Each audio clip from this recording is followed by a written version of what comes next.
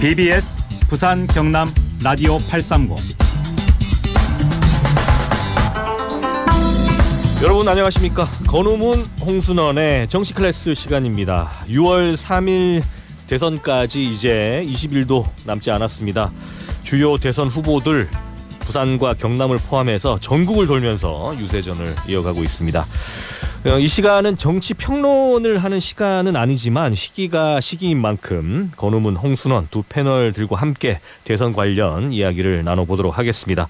지역 발전을 위한 요구도 대선 후보들에게 쏟아지고 있는데요. 공약들도 살펴보도록 하겠습니다.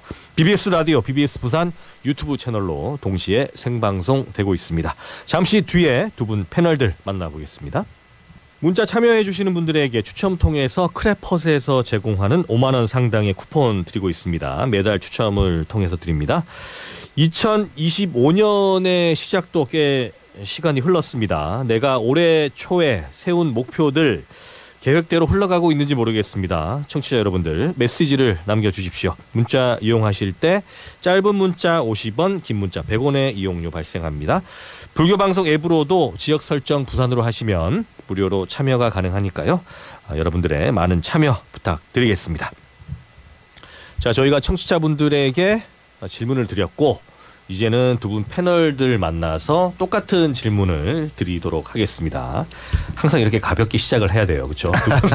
치열하게 말씀들 하시기 때문에. 자, 두 분은 어떻습니까? 내가 올해 초 세운 목표 계획대로 좀 흘러가고 있습니까? 어떻습니까? 저는 잘 모르겠습니다. 잘 모르겠습니다. 네.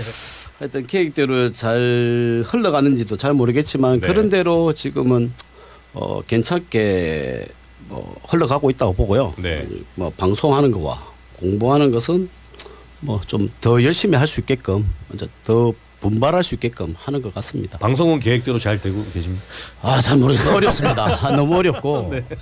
공부도 많이 해야 되고 네. 순발력도 뛰어나야 되는 것 같고 네. 참 홍 선배, 홍 박사님처럼 참 잘하시는 것 같습니다. 네. 좀 많이 배우고 있습니다. 알겠습니다. 우리 홍순원 청장님 어떻습니까? 전 청장님. 계획대로 안 되고 있죠. 안 되고 있습니까? 네, 네. 올해 계획은 이미 작년에 많은 그 생각을 했었는데 네. 아시다시피 12.3 내란 계엄 때문에 완전히 전 국민이 다 그렇듯이 저 자신도 일상이 깨어져 버렸고 그 깨어진 일상 속에 어떻게 지금 조각조각 맞추어 갈까 그런 고민만 하고 있는 그런 실정입니다. 그렇습니다. 그렇죠. 그런 사태들 때문에 결론적으로 또 대선도 치러지고 있기 때문에. 아니 그래도 올해 초지 네. 12월 3일 아니니까. 지난 연말에 올해 계획을 세우셨다 이런 뜻. 그렇습니까? 네, 미리미리. 원래 계획은 앞서서 세우는 게 계획입니다. 그렇습니까? 당일 계획을 세우세요? 저는 하루하루 사는 게 하루하루 살 때 더 열심히 살아야 했다는 생각하기 때문에 하루하루가 제일 중요하다. 그렇게 생각하고 있습니다. 알겠습니다. 이 상반된 두 분의 입장 속에 오늘도 토론 시작을 해보도록 하겠습니다. 자, 원내 양당입니다. 지금 개혁신당도 있고 무소속 후보들도 있고 그런 상황이지만 대선 후보들이 저희들 원내 양당을 중심으로 말씀드린다는 거 꼭 참고를 해주십시오. 자, 지역에서도 선대위를 출범하고 공식 선거운동에 국민의힘, 더불어민주당이 나서고 있는데 지금 5일 정도 시간이 흘렀습니다. 자, 이때쯤 되면 상대방에게 봤던 인상적이었던 좀 장면들이 있을 것 같아요. 두 분이 상대방을 딱 보시면서 두 분은 좀 서로 어떻게 생각하시는지 궁금한데요. 이 이야기를 좀 나누다 보면 또 꼬리에 꼬리를 물고 토론이 이어질 것 같습니다. 자, 어떤 분부터 좀 시작을 하겠습니다. 이재명 민주당 후보는 준비를 많이 하셔서 잘하고 계신다고 생각합니다. 다만 대통령 선거가 시작되어 있고 아직은 대통령이 당선되지 않았다라고 먼저 말씀을 드리고 저는 국민의힘 쪽을 대변해서 말씀을 좀 드리고 싶습니다. 이번 국민의힘 대통령 후보 경선에서 비상식적인 후보 교체 문제로 많은 당원과 보수 지지자분들께서 화가 많이 나신 걸로 알고 있습니다. 정당인으로서 머리 숙여 먼저 죄송하다고 말씀드리고 현재는 김문수 국민의힘 대통령 후보자가 전국적으로 유세를 시작했습니다. 사실 국민들께서 김문수 후보에 대해서 잘 모르시는 분들이 계시는데 저는 정치인으로서 정말 진국이다 라고 말씀하고 싶습니다. 후보가 결정되는 3일째 되는 날에 38%의 여론조사도 나왔고 사실 김문수 후보는 기득권 세력이 아니고 고 장기표 선생님과 함께 변방이라고 할 수 있는 제야 및 노동운동을 많이 활동을 하신 분입니다. 그리고 선거 기간은 20일 정도 남았지만은 김문수 후보의 살아온 길을 국민들께서 하나하나 알아가시면 김문수 후보의 진면목을 알 수 있다고 생각하고요. 그리고 국민의힘에서 실망감을 가지고 계시겠지만 사람이 세상을 바꾸듯이 후보자인 김문수 후보를 지켜봐 주시면 정말 좋은 지도자라는 것을 우리 국민도 생각에 변화가 있을 거라 생각합니다. 네, 상대방에 던진 한마디 초반에 이재명 후보를 향해서 아직 대통령이 아니다. 네, 그렇게 말씀하셨어요. 자, 우리 홍순원 박사님 어떻습니까? 상대방을 봤을 때. 지금은 이재명입니다. 제가 볼 때 지난 우리 12.3 내란 계엄을 자꾸 소환해서 미안하긴 합니다만은 그때 아스팔트 위에서 또 함께 제대로 된 대한민국 또 비뚤어진 대한민국을 바로잡기 위해서 그 한겨울 추위에도 무릅쓰고 함께했던 국민들, 그 국민들이 애달프게 생각하는 것은 소통 부재였지 않습니까? 그래서 그러한 소통을 기본으로 하기 위해서 범야권들이 함께 뭉쳐서 이번에는 내란 계엄도 잘 극복을 하고 대통령 선거에 임하고 있는 이런 실정에 대통령 선거에도 같이 마음을 모아서 미래 대한민국을 건설하자.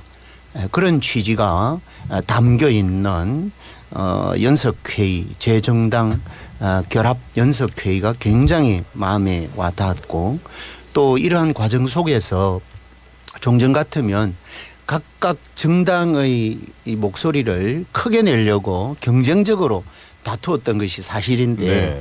지금은 그렇지 않다라는 것, 오로지 공정과 상식이 통하는 국민 주권 시대를 만들어 가자라고 하는 의견 일치가 굉장히 의미 있는 그런 모습으로 봤습니다. 그리고 또 재밌는 것은 몇 차례 이 자리에서도 얘기했습니다마는 울산의 김상욱 국회의원이 탈당을 하고 최근에 민주당 입당 의사도 서로 타진하는 그런 정도까지 와 있다라는 거. 이게 바로 저는 진정한 보수, 건강한 보수를 지향하는 김상욱 단일 한 명의 의원 신분이지만 이것은 미래의 대한민국 정치를 위해서 큰 디딤돌이 될 것이다. 이렇게 말씀을 드리고 끝으로 어제 이재명 후보가 말씀을 하셨던 차기 정부 명칭을 국민주권 정부 이렇게 말씀을 하셨거든요. 이게 저는 굉장히 마음에 와닿는, 역시 국민을 무시하지 않는, 이 나라의 주인은 국민이라고 하는 그 생각을 후보 입장에서 변함이 없다라는 것에 저는 감동받았습니다. 오늘 또 김상욱 의원이 또 나왔는데 이 부분은 제가 예상을 했었습니다. 매주 출연하세요. 네, 매주 출연해서 지금 전국적으로 인지도가 상당히 많이 올라간 것 같습니다. 네, 말씀하시죠. 네. 저 김상욱 의원에 대한 부분은 보수라는 것은 정체성이 어떤지를 알아봐야 되는 부분인데 지금 상대당에 가면서 이재명 후보를 만나면서 보수라고 말씀하셨을 때 친기업적이냐 반기업적이냐라고 물어보시면 이게 보수인지 아닌지를 알 수 있고요. 김문수 후보는 저희 멘토이신 고 장기표 선생님과 고 김동길 우리 교수님과 함께 민주화 운동을 했을 때 보상금을 받지 않은 분 중에 한 분이신 참 지식인입니다.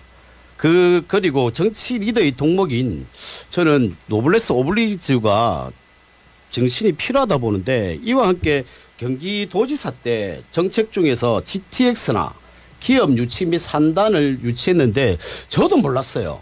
삼성전자 평택 공장을 유치하고 실행했던 분들이 바로 김문수 후보라는 것을 그리고 불도저 같은 정치 행정가이고 경기도 한센마을을 방문하여 어려운 국민들을 보듬을 수 있는 모습을 보여줬는데 이것이 정말 정치인이 가져야 될 마음이 아닌가라고 생각하고 꼿꼿 김문수, 당당하게 김문수라고 말씀드리고 싶고 정말 많지만 이 미담들이 많아서 하나하나 풀어나가도록 하겠습니다. 네. 예.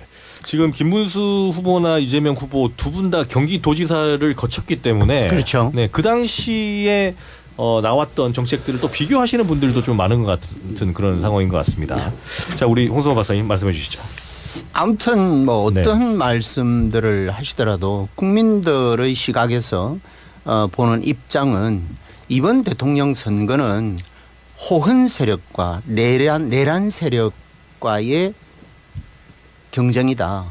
이렇게 결론을 짓고 싶고 따라서 내란 세력에 동조했던 그런 여러 후보들 후보군에 있었던 분들이 한 분 한 분 다 떨어져 나가고 이제 마지막 한덕수 전 총리와 김문수 현재 후보와 또 다른 마찰 열이 굉장히 뜨겁게 달아올랐던 그런 사실을 우리는 엊그제 목격을 했습니다.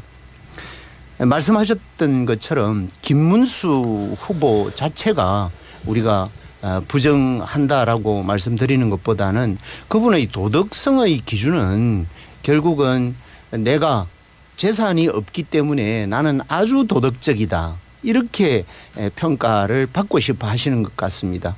그것보다는 오히려 소박하고 평범한 이 민주주의 원칙을 준수하고 있느냐. 이게 저는 오히려 더 중요한 덕목이 되어야 되지 않느냐라는 말씀을 드리고 아울러 어제도 내란 계엄에 대해서 언론이나 주변 심지어 보수층에서도 빨리 사과를 해라. 진심 어린 사과를 하라고 하니까 어쩔 수 없이 사과를 하는 모습을 봤습니다마는 그것은 이미 때를 놓친 것이죠.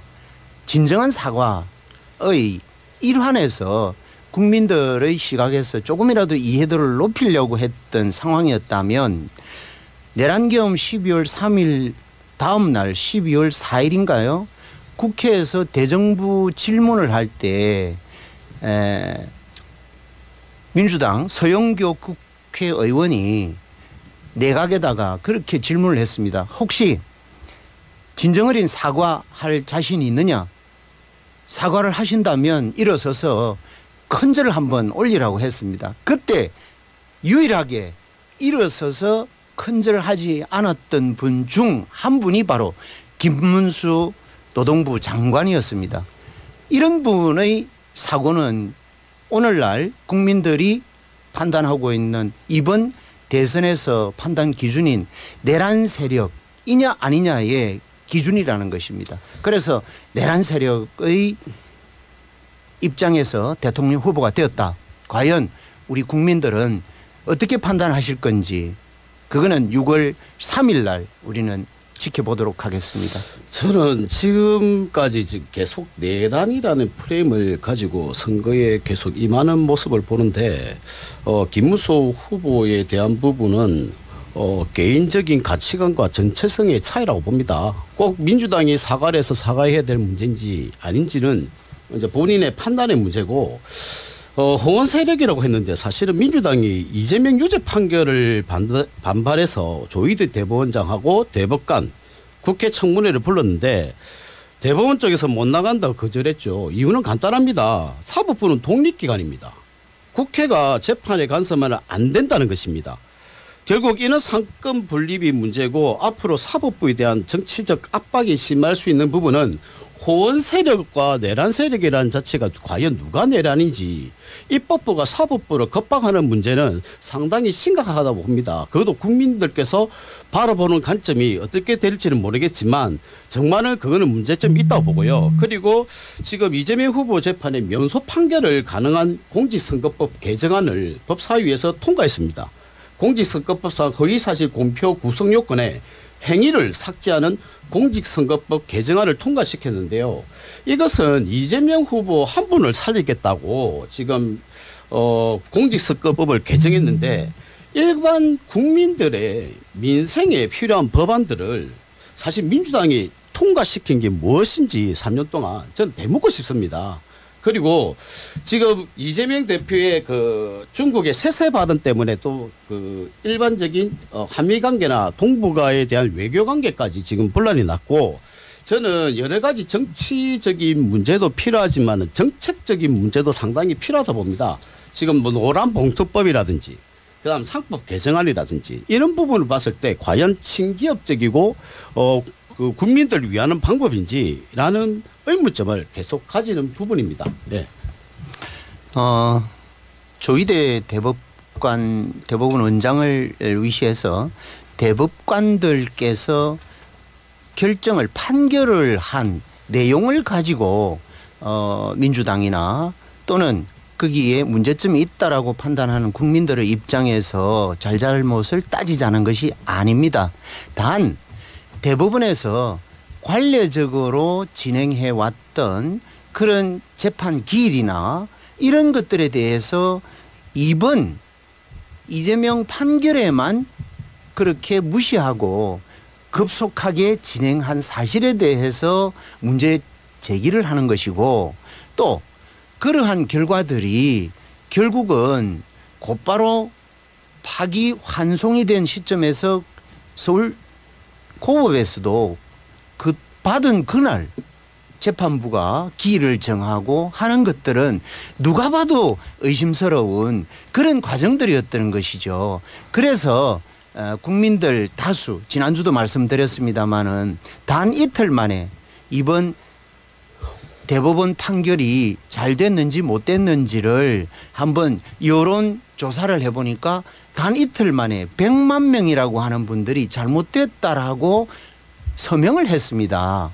그것만 보더라도 국민의 시각에서 바라보는 관점은 바로 조희대 대법관을 비롯해서 여러 대법관들의 결과를 가지고 논하자는 것이 아니라 절차상의 문제를 우리는 심지어 법원의 내란이라고 표현할 정도로 그런 시간들이었다라는 것이죠. 그다음에 이제 말씀하셨던 지속적으로 한 사람을 위한 법률안 개정이라고 하는데, 그 부분은 앞으로 어떠한 대통령이 되더라도 똑같은 관점에서 현행 법이 잘못된 것은 지금이라도 수정을 해놓고 가야 다음에 또 다른 문제점이 발생하지 않는 것이죠.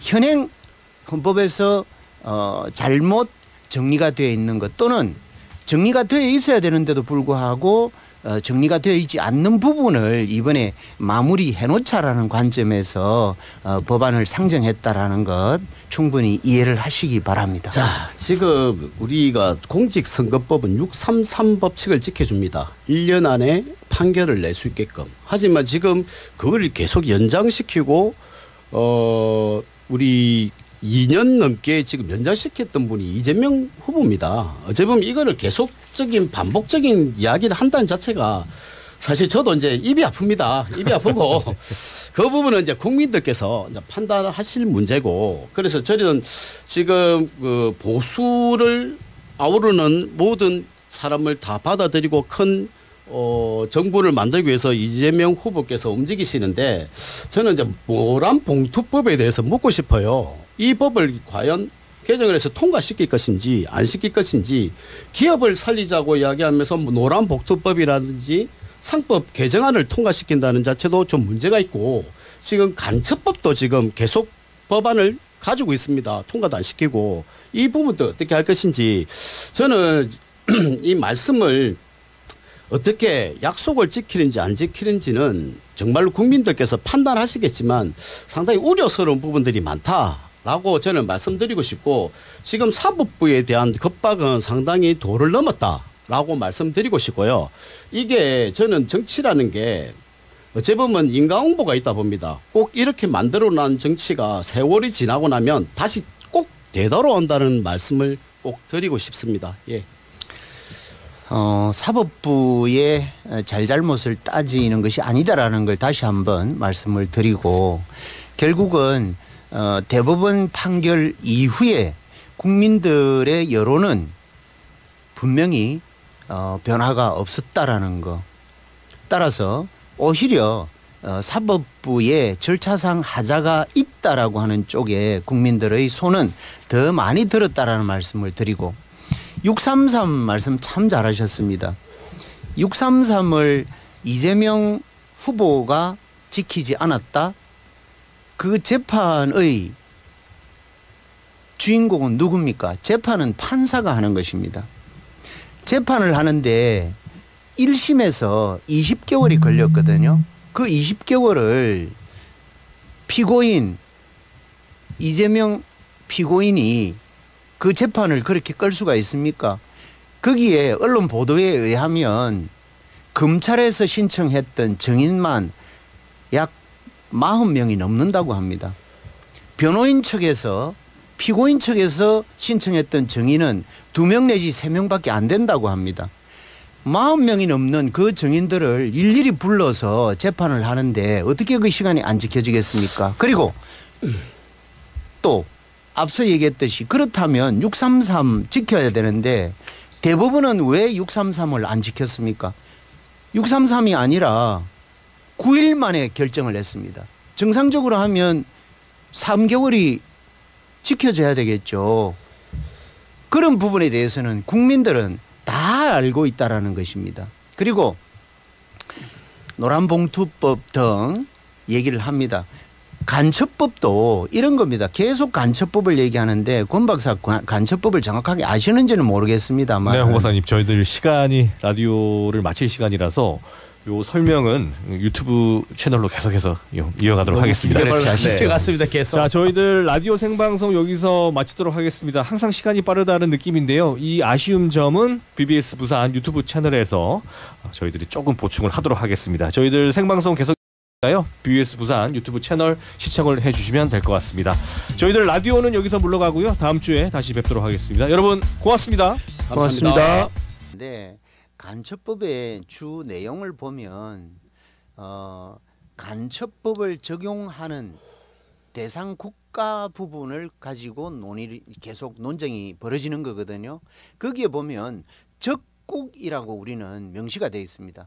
적국에 대해서 간첩법을 적용한다 이렇게 되어 있는데 지속적으로 국힘에서는 외국에서 들어오는 모든 외국을 모두 다 간첩법 적용을 하자. 그것의 차이입니다. 그러면 예를 들어서 자, 중국에 대학생들이 관광을 와서 드론을 촬영을 했는데 그게 군 부대 시설이라든지 우리 국가 보안 시설 주변에서 촬영이 되었습니다. 그래서 경찰에서 신고가 들어가고 경찰에서 조사를 해보니까 실질적으로 이분들은 관광객의 의미에서 특별한 문제점을 발견을 하지 못했다. 이런 것들을 우리가 언론에서 많이 봐봤지 않습니까? 반대로 생각을 해봅시다. 우리나라 대학생이 중국이라든지 또는 관광, 여행을 가서 촬영을 했습니다. 근데 거기에 국가 보안시설이 있는지 뭐가 있는지 잘 모르지 않습니까? 근데 똑같이 우리 국민이 그 대상국에 가서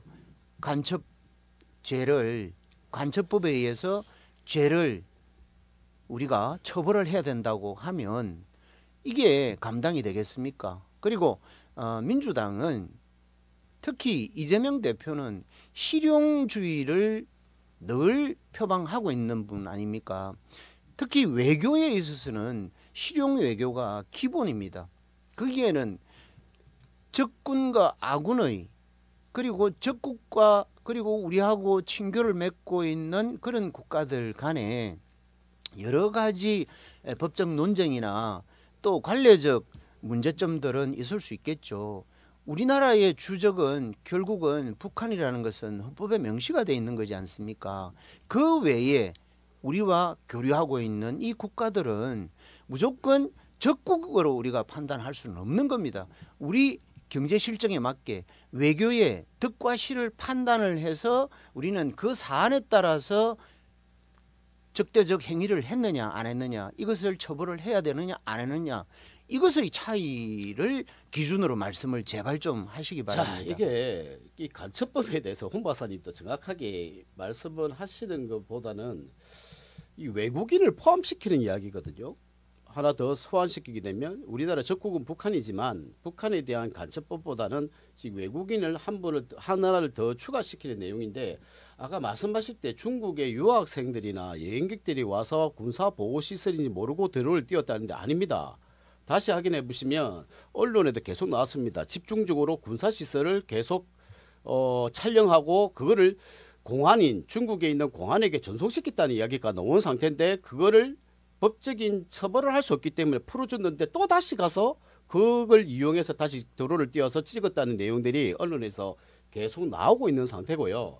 저는 아까 말씀대로 이 간첩법에 대한 부분은 상당히 좀 민감한 부분이라 생각합니다. 제가 뭐 보수가 뭐 진보에 대해서 뭐 간첩죄를 적용하니 안 하니에 대한 부분들은 상당히 이게 정치적인 문제가 생길 수도 있지만, 사실은 저는 이제 간첩법이란 자체는 지금 외국인을 포함시키는 부분에서 지금 가장 우리나라에 위협이 되는 건 저는 중국이라 봅니다. 국익적으로 볼 때는 무역국으로서 필요하지만 군사정보적으로 볼 때는 상당히 중국이 위협적이라 봅니다. 왜?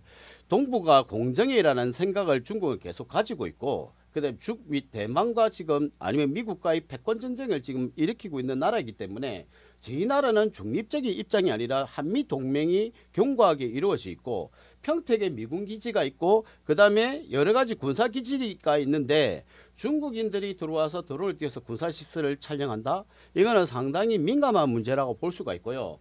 이 부분은 꼭 개정을 해야 된다 생각합니다. 그리고 아까 노란봉투법에 대해서 여쭤봤는데, 지금 저는 이제 이재명 후보님 같은 경우는 사법 리스크라든지 사법적인 부분은 이제 더 이상 제가 뭐 이렇게 저렇게 말씀을 드릴 수는 없고, 이제 국민들이 판단할 문제고, 저는 정확하게 이재명 후보님의 정책을 가지고 이제는 좀 토론을 하고 조금 많이 알려야 된다라고 이제 말씀을 드리고 싶습니다. 알겠습니다. 자, 박사 혹시 말씀드리겠습니다. 예. 네, 하시죠. 네.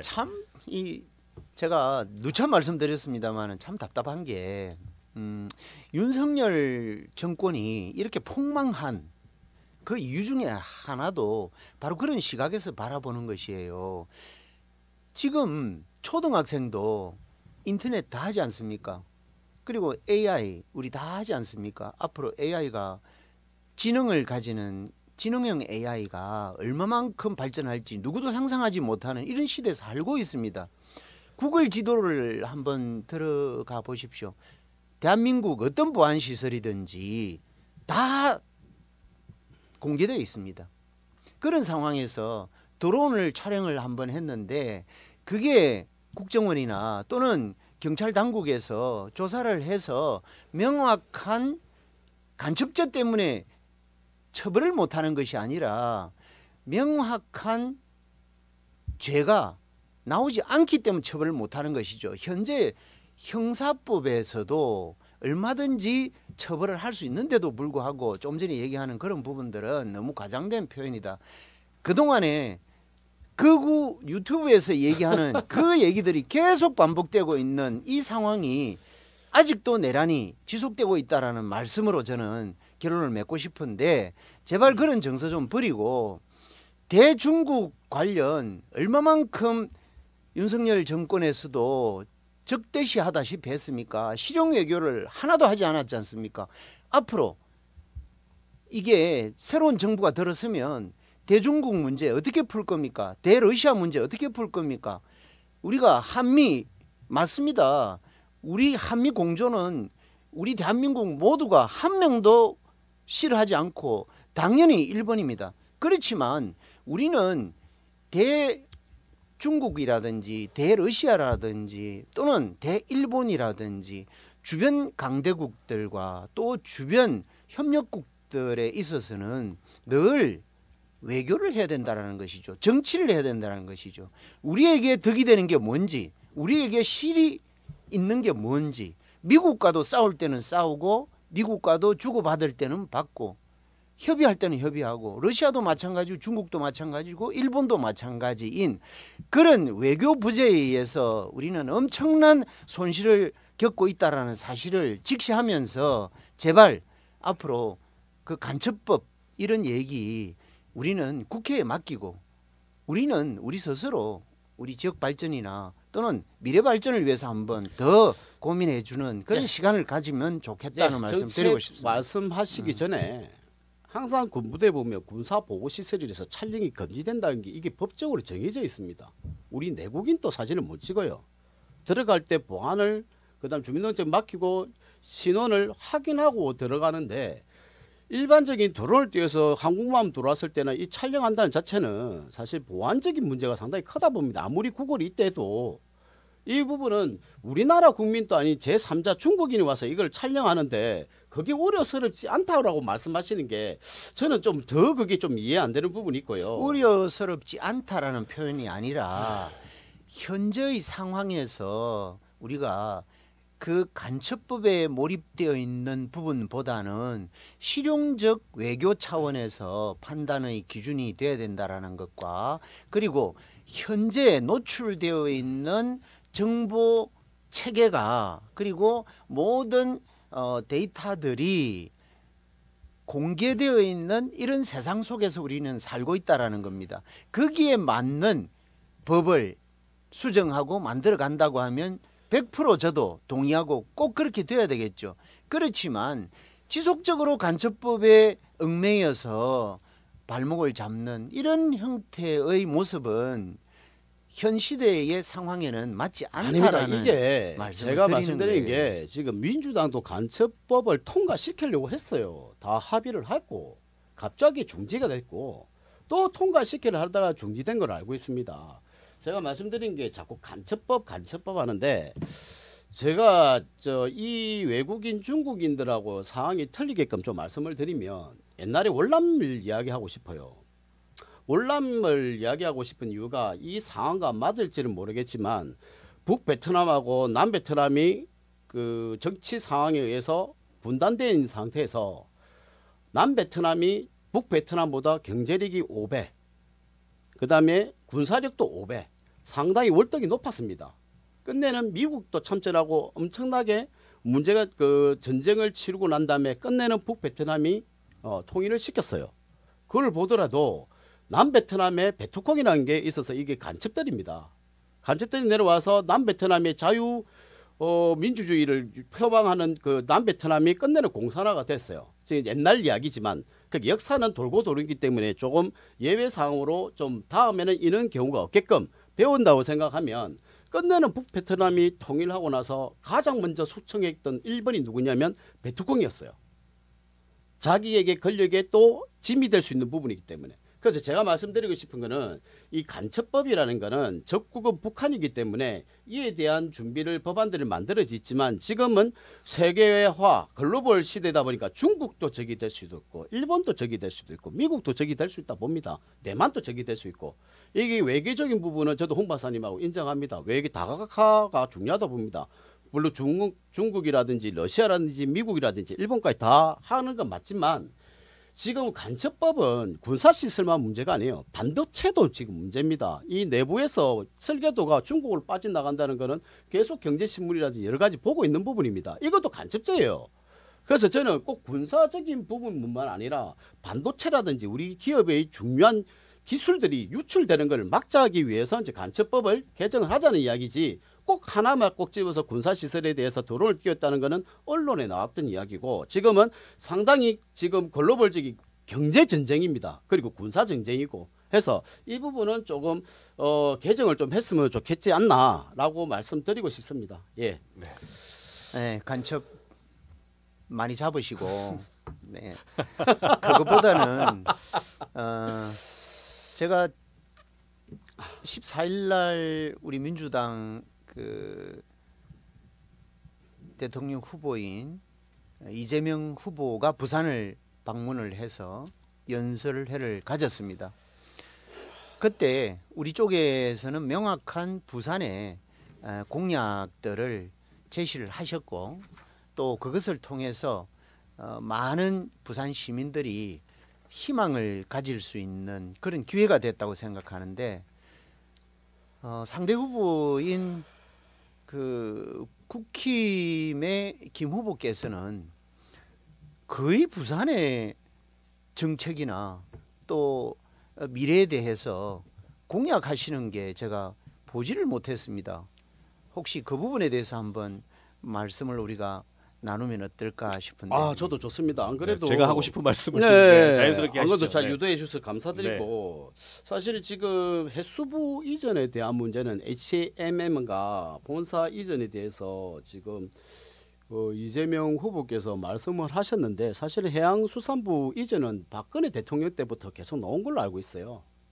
그래서 그 부분을 조금 터치라인 같은데 이 부분은 지금 HMM에서 그런 사실이 없다는 이야기가 지금 언론에서 계속 나왔어요. 하도 또 이렇게 거짓말한다고 말하실까봐 제가 이제 비즈워치라고 지금 팩트 체크를 했는데 지금도 오늘 그 파이낸스 뉴스도 나오듯이 지금 정부가 지분을 71%를 가지고 있고 직원들이 동의했다고 하지만 지금 노사가 그런 동의를 하지 않았다. 그런 절차도 거치지 않고 동의도 없었고 그다음에 HMM이 민간 기업인 산업은행하고 해양진흥공사가 대주주긴 해도 민영화를 예정 중이라고 이야기합니다. 그리고 정치적으로 이제 본사를 이전을 결정하는 것은 기업의 자율성 침해라는 지적도 나오고요.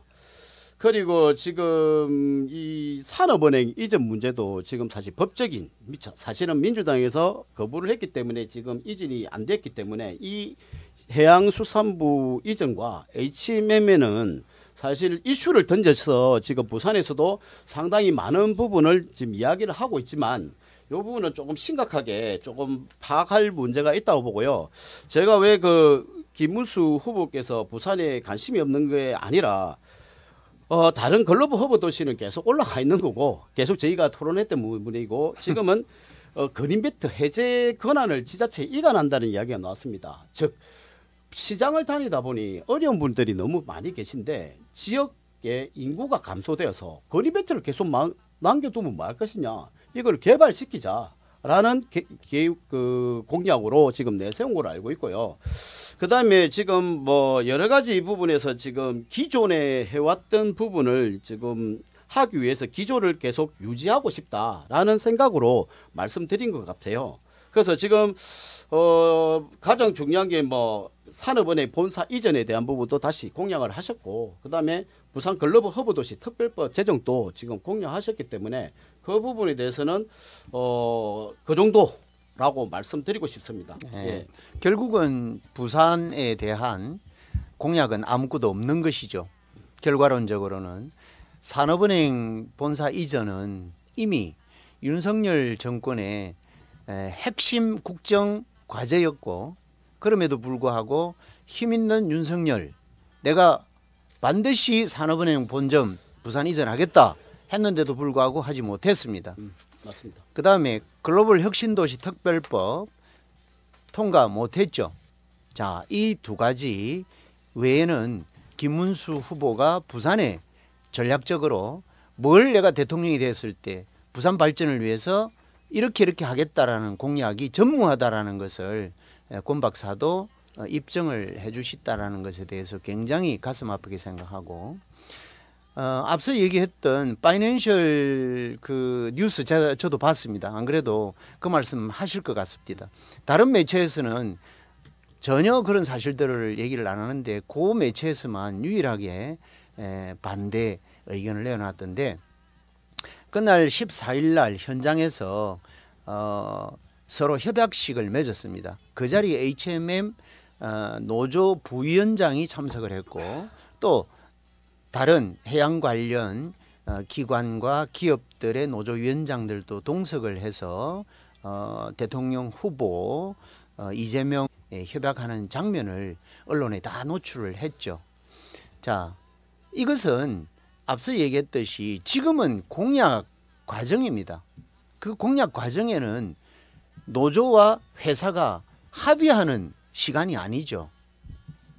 노조는 결국은 집행부가 존재하는 것이고 집행부는 노조원들의 의견을 문서로 확인한 건 아니지만 서로 구전을 통해서 협의 결과를 가지고 그 자리에 나왔다라는 사실을 명확하게 아셔야 되고, 그 다음에 해양수산부 이전에 대해서 맞습니다.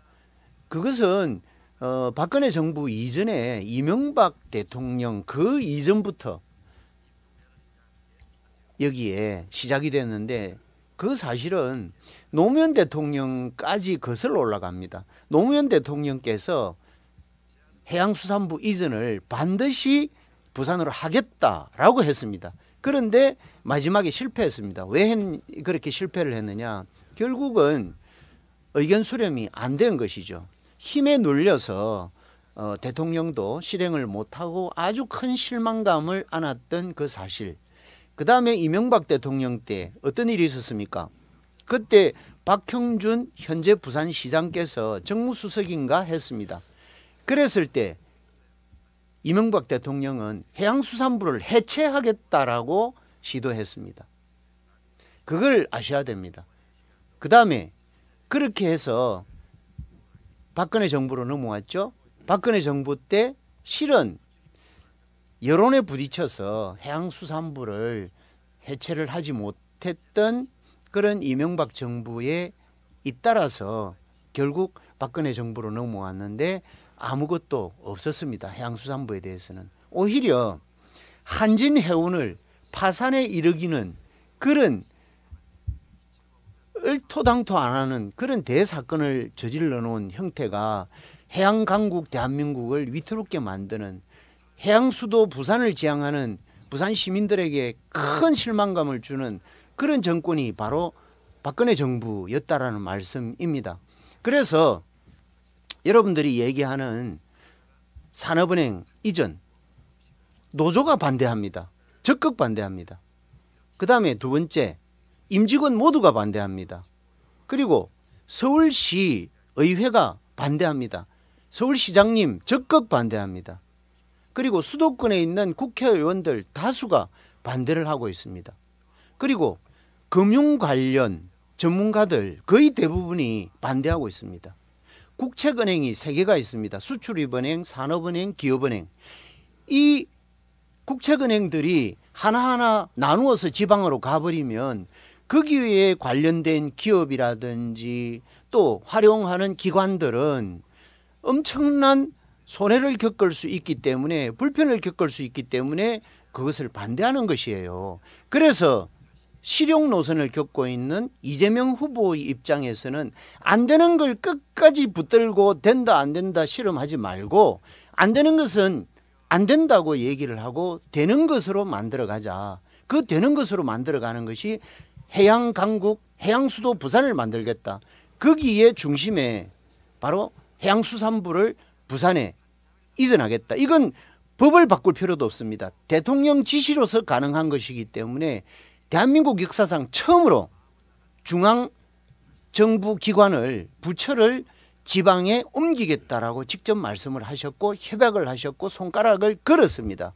그 다음에 HMM 대기업이죠. HMM은 72% 1%의 국가 투자 기관입니다. 그러면 앞서 말씀드렸듯이 앞으로 민영화 되고 안 되고는 차후의 문제고, 현재는 국가가 대주주인 이 기관은 대통령이 의지가 있으면 100% 옮겨올 수 있다라는 것이죠. 그런 취지로 정확하게 이해를 하셔야 되고, 그 다음에 나머지 여기에 관련된, 보십시오. 부산은 이미 인프라를 구축하고 있지 않습니까? 부경대학교 국립해양대학교, 그리고 국립부산대학교, 이 3개의 국립대학교만 하더라도 해양 관련, 수산 관련 모든 연구 집단 체제가 구성이 되어 있지 않습니까? 거기에 조선업, 경남, 울산, 그렇죠? 그 다음에 조선기자재, 모든 게 다 갖춰져 있습니다. 그렇다면 연구, 행정, 그리고 기관, 산업체, 이 모두가 이 지역에 뭉쳐있는 이런 실정에서 우리는 해양 클러스터를 구축하는 가장 기본을 만들어내고 있고 우리는 이미 담고 있다는 것입니다. 그런 차원에서 미래 성장 동력인 해양수도 부산 이것을 누가 거부할 겁니까? 거기다가 아울러 우리 부산 해사법원도 반드시 부산에 신설하겠다라고 공약을 명확하게 하신 거잖아요. 그러면 우리 부산에 있어서는 해양에 관련 모든 것은 부산에 집적하겠다. 이거 이상으로 무엇이 더 부산 시민에게 희망을 가져줄 수 있느냐라는 것이고, 그 다음에 말씀하셨던 글로벌 혁신 도시 특별법, 이건 한번 들여다보십시오. 아무것도 없습니다. 이미 보세요. 제주도 특별법 적용하고 있죠. 그 다음에 강원권 특별법, 그 다음에 전남권, 전북권, 전남 전북 모아서 호남권이죠. 그리고 대구 경북 모아서 경북권역이죠. 이미 5개 지역이 특별법으로 현재 특별 글로벌 도시법이 적용이 되고 있습니다. 거기에 부산이 글로벌 혁신도시 특별법을 만든들 무슨 특화된 부분이 있습니까? 앞서 얘기했던 GB 해제, 그린벨트 해제, 그걸 대도시에 권한을 넘겨주겠다. 그건 이미 내려와 있습니다. 이명박 대통령 때부터 GB 해제 권한은 광역시도지사들이 다 가지고 있어요. 김문수 대통령이 지금 새롭게 권한을 준다, 그것은 모르고 말씀하시는 거예요. 이미 내려와 있다는 말씀을 드리고, 말씀하셨듯이 이런 글로벌 혁신 도시 특별법을 만들어서 그린벨트 해제 권한을 그냥 광역시도지사에게 준다 합시다. 무슨 의미가 있습니까? 그래서 이재명 후보는 이미 법이 만들어져 있는 부울경 메가시티 특별법을 더욱 활성화시켜서 부울경 메가시티를 만들어 주겠다라는 게 핵심 공약에 포함되어 있다는 말씀을 드리고 싶습니다. 네. 저는 불경 메가시티 공약이 올라갔다는 이야기는 제가 처음 듣고요. 지금 글로벌 허브도시 특별법이 다른 광역단체가 만들어져 있으면 왜 부산이 안 되는지, 민주당도 찬성했던 부분인데 왜 찬성이 안 되는지, 이 부분도 다시 한번 생각해 봐야죠. 아무것도 없는데 그럼 그 부산에 있는 한 분의 국회의원은 말라고 뭐 찬성을 했습니까? 그냥 보여주기 위해서 아무것도 없는 빈 껍데기? 저는 그것도 말씀이 안 된다고 생각하고요. 지금 여러 가지 설명 중에 이명박 대통령과 박근혜 대통령 때 해양수산부를 없애고 있게끔 한다는 부분은 제가 이거는 잠깐 팩트 체크 나중에 해봐야 될 문제고, 사실 그때 세월호 사건 때문에 그 해양경찰이 해체되는 부분은 제가 그때 한번 잠깐 본 것 같고, 지금 해양수산부 그 수에 대해서는 나름대로 그 관리 자체가 아니면 그 부처가 정확한 그 정책을 뿌리를 내릴 수 있게끔 여건을 만들었는지, 그다음에 그 부처가 정확하게 그 일을 하고 있는지 안 하고 있는지도 좀 판단해야 될 문제인데, 사실 지금은 그 공약 자체가 정치적인 명분이 많다, 불확실하다. 즉 해양수산부만 움직인 데서 다른 부처까지 다 같이 옮겨야 되는데, 세종시에 있는 해양수산부를 부산으로 옮긴다. 그러면 세종시는 뭐가 될 것이며, 지역 분권처를 만들면 부산의 광역시에 저도 왔으면 좋겠습니다. 오면 좋겠고, 해양수산부가 와서 거기 주변에 있는 인프라가 구성돼서 거기 있는 공무원들이 다 부산을 내려와서 근무를 했으면 좋겠는데, 그 이야기가 이 서울에서 이 반경을 두는 공무원들은 절대로 부산을 내려오려고 하지 않습니다. 예, 그래서 이해관계가 좀 있을 수도 있고 어려운 부분도 있다 봅니다. 아까 말씀드린 실용주의적인 생각을 가지는 이재명 후보가 명령만 하면 바로 내려올 수 있다고 말씀하시는데, 이 부분이 어떻게 될지는 정확하게 법안, 법적인 검토, 정치적 판단, 여러 가지 행정적인 부분까지 있기 때문에 위법성의 사항은 또 다 판단해야 될 문제이기 때문에 이거는 조금 더 연구를 해봐야 되고 조금 심각하게 봐야 될 문제고요. 그래서 저는 만약에 내려온다면 좋죠. 부산광역시가 해수부가 들어와서 아까 국립대학하고 여러 가지 연계되는 부분이 있으면 좋은 관계로 보는데, 사실은 이 정부 부처를 옮기기가 정말 어려운 걸로 알고 있어요. 이게 5년 가지고 있는 대통령이 이 그 정책을 해양수산부만 자꾸 신경 쓸 수는 없거든요. 대한민국 전체를 관리한다면 그 부처에 대통령이 공약을 내세웠던 워딩을 하더라도 그 관련 부처가 실행하고 옮기고 움직이고 한다는 그 시간이 과연 5년 안에 아니면 그 임기 안에 될 수 있을까라고 생각하고, 그다음에 잘 알다시피 우리나라는 관료공화국입니다. 관료들이 있기 때문에 이 정치가 혼란스러워도 대한민국 유지되고 하는 거거든요. 그럼 정부 부처가 과연 내려온다면 아까 제일 먼저 반대하는 게 누구냐? 노조다. 아까 HMMN도 부위원장 하나 오고 그것도 두 가지 그 노조들이 있더라고요. 두 개의 노조들이 있는데 위원장 한 번하고 부위원장 왔다 했는데 일반 노조들은 그런 이야기 들어본 적이 없다고 지금 분명히 이야기를 했고요. 반박을 했고요. 이거는 자기들도 서울에서 생활하고 싶지 부산으로 내려오고 싶지 않다고 지금 이야기했던 부분이 있기 때문에 언론에서 파이낸스 뉴스하고 다른 뉴스에서도 또 나왔었습니다. 그래서 요 부분에 대한 부분은 누가 조사했냐면 어느 의원이 조사해서 보고를 한 것 같은데, 이 부분도 지금 이거를 정치적으로 이용되지 않고 난 정확하게 아까 말씀드린 공약이나 매니페스토처럼 실행 가능하게 움직여줬으면 좋겠다고 생각하고요. 그리고 지금 어쨌거나 부산의 글로벌 허브 도시 특별법 같은 경우는 국회의원들이 16명 정도, 18명 정도가 민주당과 국민의힘이 다 합쳐서 올려놨던 법안이기 때문에 이걸 반대하면 안 된다고 봐요. 예, 그래서 이 부분도 사실 저는 이제 정치라는 게 하나 주고 나면 하나를 받듯이 이거는 민주당이 요거를 부탁할 때 국민의힘은 당연히 받아줄 건 받아주고 그다음 국민의힘이 요구할 때는 민주당이 받아줘야 된다고 저는 생각합니다. 그래야지 정책 발전이 국민을 위해서 가는 거지 내가 잘 먹고 잘 살기 위해서 정치인이 잘 먹고 잘 살면 안 되지 않습니까? 국민들이 잘 먹고 잘 살게끔 위안을 보면 저도 똑같이 동감합니다. 자, 그러면 네. 제가 이제 부산 시민의 입장에서 정리를 한번 해드리면 네.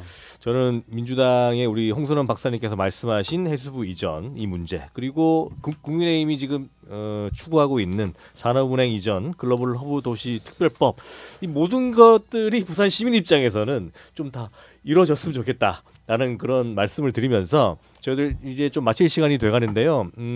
지역 공약들은 앞으로 계속 추가될 것이기 때문에 좀 더 구체적인 부분, 다른 부분들도 저희들 말씀 나눠보도록 하고요. 크게 이런 공약들이 있다는 거를 지금 전해드리고 오늘 이제 한 2분씩만 더 드리고 오늘은 여기서 좀 마무리를 하도록 하겠습니다. 네. 자, 우선 우리 홍 박사님 2분만 네. 좀 드리겠습니다. 행정 경험이 없는 권 박사의 입장을 오늘 충분히 내가 들었는데, 자, 공무원 조직과 공기업의 조직은 달라요.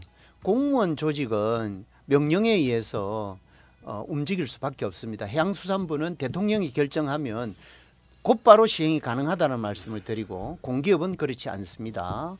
그 다음에 두 번째, 지속적으로 산업은행 본점 이전 그리고 글로벌 혁신도시 특별법을 고집을 하는데, 글로벌 혁신도시 특별법은 부울경 메가시티 특별법이 만들어져 있다라는 걸 다시 한 번 더 강조를 하고, 그 안에 글로벌 혁신도시 특별법에 담고 있는 모든 것이 다 담겨 있습니다, 이미.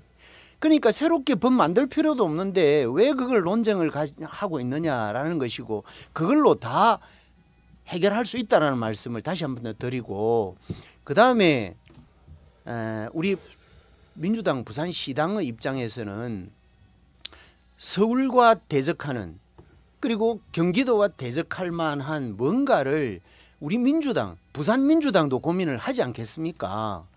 그래서 우리가 그냥 가만히 앉아 있는 것이 아닙니다. 그래서 우리가 지금 하고 있는 것은, 산업은행은 앞서 얘기했듯이 정말 부딪힘이 커요. 17명의 부산 국회의원들이 그러면 뭐 했습니까? 앞서도 얘기했듯이 그 힘센 윤석열, 서슬퍼런 윤석열 대통령 왜 못했습니까? 내란 계엄하듯이 꼭 하고 싶었다면 내란 계엄 포고령에 그걸 담아야죠. 그러면 산업은행 본점 이전하겠다. 안 했잖아요. 그래서 우리는 이런 고민하고 있습니다. 예를 들면 동남권에 투자개발은행을 한번 만들어 보겠다라는 거. 이것을 아직 확 펼쳐놓고 공개하지는 않았지만 일부 언론에는 이런 부분들도 노출이 되어 있습니다. 이게 부산민주당이 부산 시민을 걱정하고 우리 부산이 잘 살아야지 서울보다는 우리 부산이 잘 살아야 되는 거 아닙니까? 그래서 산업은행을 능가하는 그런 계획을 부울경 중심의 경제권을 우리가 총괄해서 한번 가져가 보자. 금융 허브 도시로 가져가 보자. 그러려고 하면 안 되는 건 포기하고 새롭게 만들어가는 것. 새로운 힘이 주어졌을 때 이재명이 대통령이 되었을 때 우리는 당당하게 요구할 거리를 만들어 놓고 있다. 동남권 투자개발은행 한번 기억하시고 네. 되는지 안 되는지 지켜보시기 바랍니다. 자, 아까 제가 마지막으로 여기서 정리하겠습니다. 경험이나 이렇게 행정 개혁 말씀하신데 원래 부산 경제발전연구소에서 많은 정책을 입안합니다. 저도 대학 있을 때 연구 보고서를 적어서 입안을 시키고 해양 관련 부분은 너무 많이 해서 30년 교수 생활한 나는 그러니까 제가 말씀드리지 않습니까? 얼마나 많이 그래서, 적었겠습니까? 그래서 제가 말씀드린 거는 이 부분에 대해서는 분명히 정책 보고서라든지 타당성 조사를 해야 될 것이지 적극적으로 놓아야 될 부분이 아니다.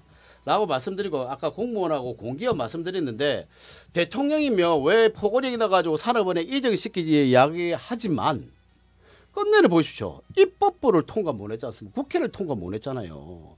아까 다 여러 가지 아니 계엄령 포고령에 담으면 끝났잖아요. 그러니까 이 산업은행이 시작될 때 3년이 지났는데 그 의지가 없다는 거지. 의지가. 저는 지금 그 3년이 지날 동안 또 사실 저도 여의도에 있어 보니까 산업은행이 바로 앞에 있습니다. 여의도에.